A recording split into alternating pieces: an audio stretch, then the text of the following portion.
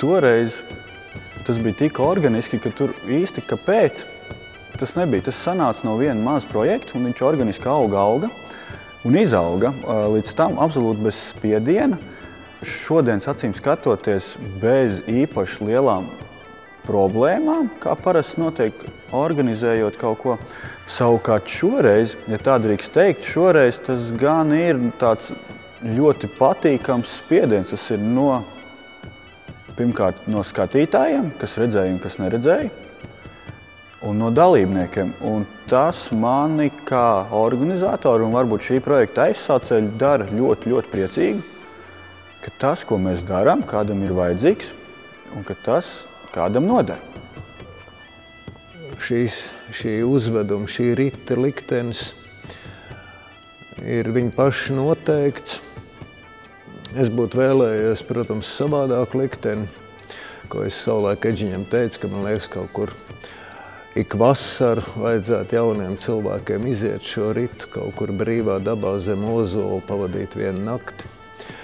Bet tā tas nenotiek. Viņi atgriežas tajā vietā, kur viņi piedzima pilnā spēkā, tas ir Ķīpseles hallē. Tāds ir šī rita liktenis. Bet tas, kas man priecē, ir tas, ka ir nāk klāt jauni dejotāji, un viņi caur šo visu izzinās paši sevi. Un tie, kas ir ņēmuši dalību jau notikušajā, varbūt varēs uz sevi paraudzīties citā aspektā. Un iegūt atkal to prieku, kas ir kopējā enerģijas apritē un maiņā ar publiku, ar skatītājiem.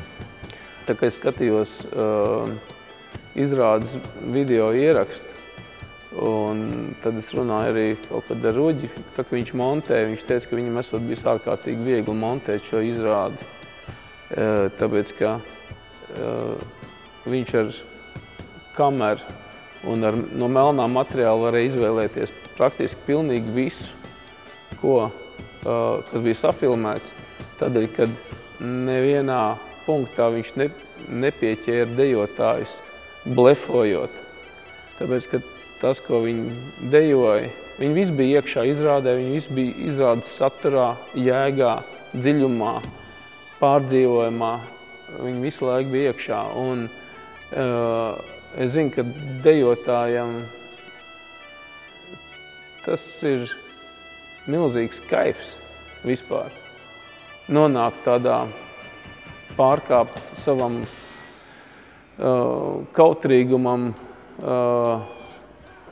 saviem kompleksiem un no viņiem pilnībā atbrīvoties un pilnībā dzīvot izrādē. Tas ir ārkārtīgi forša sajūta, un man liekas, ka tas ir viens no tiem punktiem, ko arī dejotāji vēlas pārdzīvot vēlreiz un vēlreiz. Bet tādam pašdarbības dejotājam šāda milzīga pārslēgšanās citā pasaulē ir milzīgs notikums. Tas ir milzīgs notikums. Katra reize ir tāda. Un viennozīmīgi tā nav viņa ikdiena. Manā skatījumā šī ir liela talka, kurā mēs sanākam visi kopā un sakopjam būtībā paši sevi. Un tā ir iespēja uz mirkli apstāties, padomāt par vērtībām, pasmelties spēku pirmatnīgumā un atkal ar jaunu sparu iet tālāk. Un man liekas, ka tas bija svarīgi toreiz pirms 3 gadiem, un šādas talkas ir jāveic ik pa brīdim. Un kāpēc tā to nedarīt atkal tagad, 2013. gadā? Ik pa laikam viņu vajadzētu atkārtot. Man liekas, ka tie 3 gadi arī baigi labais periods ir. Tad, kad tās paaudzes drusku nomainījušās, viss ir pēc šīs numura izsalkuši. Un man ir tāda sajūta, ka viņš varētu arī iet kaut kādā tādā talkas ciklā tiešām. Būtībā atrodoties augšā auļu kokā izrādē un esot vienam no šī kopējā pasākuma sajūtas, protams, vienkārši neaprakstāms un nevienu brīdi arī nav nekāda jautājuma, kāpēc tas ir jādara vai ko tas nozīmē. Un es domāju, ka tik ilgi tik vien ilgi, kamēr latvieši dziedās, dejos un būs kā tādi, tikmēr šādas lietas vienmēr būs aktuālas. Un tas būs vēl ilgi. Sižetiski, strukturāli, tur nekas jauns netiks darīts. Tas, lai sāktu dzīvot izrādes gars un dvēseli, un tur varbūt būs jāmeklē citi iekšēji risinājumi. Bet formas ziņā, varbūt Agrim ir tādas iniciatīvas papildināt ar kaut ko. Un viņš jau tā kā tas dzīvības koks aug, viņam jau var nākt kāds cits zars, svarīgi ir, lai stumbrs nepazūd. No vienas puses tā ir atvērtās struktūras izrāde, kurā var nākt citas formas ārā. Jautājums, lai tie zari, kas uzaug uz stumbra paši no sevis, viņi kaut kādā brīdī neaizsedz šo stumbru, kas ved debesīs. Būs viens liels numurs, jauns klāt būs, un būs vēl viens mazs solo galvenai varonai meitenei. Tās būs divas tādas, tādas lietas, kas druscītiņi pagarinās pa minūtēm 5 izrādi kopumā. Es domāju, ka izrāde vienkārši būs labāka. Vienkārši būs labāka. Man ir ārkārtīgs prieks, kad tie dejotāji, kas bija pirms tiem 3 gadiem, tad jau, teiksim, kaut kādā nākamā vecuma pakāpē un nākamā kaut kādā vecuma grupā, un kad viņi ir paaugušies un viņi visi trīc tā, cik ārkārtīgi gribās šajā izrādē piedalīties. Un principā viens no iemesliem arī bija tieši tas, ka es izveidoju vienu jaunu deju tādam tīņu vecumam, lai viņiem būtu vienkārši vairāk ko darīt izrādē, tāpēc, ka viņi grib vairāk izrādēt tās dalības. Un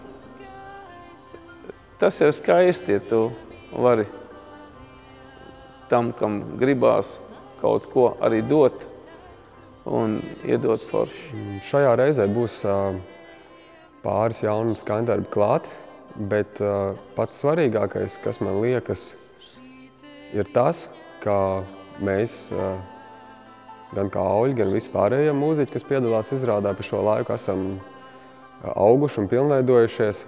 Un arī šie skaņdarbi, viņi ir izturējuši laika pārbaudi un skan arī daudz kur citur ārpus izrādes. Viņi tiek izpildīti gan auļu koncertos, gan dažādos citādos sarīkojumos, bet tā sajūta ir tāda, ka tā pa īstam viņi atdzīvojās un ir pilnvērtīgi tieši nonākot šajā izrādē, jo tad viņam parādās jēga un saturs, un viņi kļūst par sastāvdaļu lielam un svarīgam notikumam. Izrādes skaņdarbus varētu dalīt divās daļās. Ir auļu skaņdarbi un ir skaņdarbi, kurus ir aranžējusi Ilze Grunta. Un tas ir tas brīdis, kurā šī muzikālā daļa kļūst interesantāka un daudzveidīgāka. Jo papildus bungām, dūdām, ģīgām un stabulēm nāk klāt gan koris, gan kokles, violes, vargāns un vēl daudz citi instrumenti. No režijas viedokļa man ir tikai jāatved atkal tie cilvēki līdz tam punktam, no kuriem viņiem jāsāk kāpt šajā kalnā, šajā izziņas kalnā. Tā nav tikai izziņa, protams, tas ir milzīgs estētisks un emocionāls pārdzīvojums gan dejotājiem, gan publikai, bet redz, kā katru reizi to sasniegt.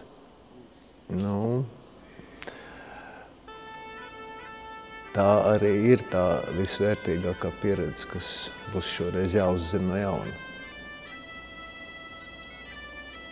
Man pirmkārt no pašam ir svarīgi, lai tas nebūtu svarīgi tikai man, lai tas būtu svarīgi, daudziem cilvēkiem, lai tas būtu svarīgi sabiedrībai kopumā. Un jau toreiz, 2010. gadā, tas bija tik spēcīgs un saviņojošs notikums, ka par to vēl atskaņas varēja dzirdēt ilgi un būtībā var dzirdēt pat līdz mūsdienām, līdz šai dienai. Un tagad, kad ir sācies mēģinājuma process, kad viss tas no jauna tiek iets cauri, var pilnīgi just, kā gaisā viss pamazām elektrizējās un savalkās, un tas enerģijas lādiņš uzkrājās. Es pat nevaru sagaidīt, kā tas viss notiks novembrī Ķīpselā, kad tas viss lādēsies ārā. Un tas ir man svarīgi. Ja pagājušais es biju ļoti aizrāvies ar to pamatu ideju, ko horeogrāfs ar režisoru grib pasniegt, un es tik ļoti centos to nodot tālāk, un biju iekars uz to. Un beigās, kad pasākums beidzās, es sapratu to, ka katrs cilvēks, gan katrs dalībnieks, dejotājs, mūziķis, dziedātājs, katrs skatītājs to ir uztvēris savādāk, bet ir viens vienojušais moments, ka tie visiem bija svētki. Līdz ar to es arī šoreiz domāju, ka es vairs neiespringšu uz tās filozofijas bīdīšanu, ja tā drīkst teikt, bet es esmu gandarīts par to, ka man ir atkal iespēja veidot cilvēkiem svētkus.